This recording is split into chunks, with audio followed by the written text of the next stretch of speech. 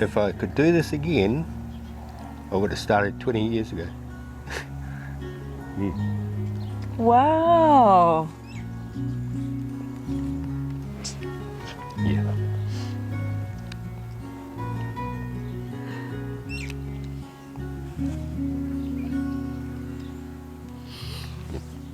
That's it.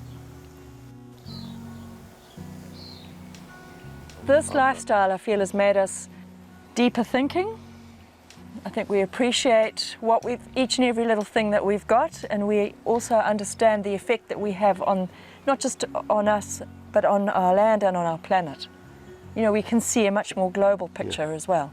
For me, an unexpected benefit has actually been finding your voice and finding your heart, because our heart and our soul is very much in our land. Yeah. You know, yeah. if we feel strongly about something, we do it. We find our freedom of expression and our independent. You know what, Phil? Like, we're pretty independent compared to some people. Oh, yeah, We don't yeah. necessarily feel that we have to follow protocol. No. I think in a way we've been able to question things. You know, there's been lots of things that have happened over the last 4 years, without mentioning anything, that we've questioned and gone, hold on, this isn't quite making sense. There's another way of looking at this, which we've had that sense of independence to feel that freedom of making another choice. Yeah. And that living on our land authentically has given us that sense of freedom and creativity.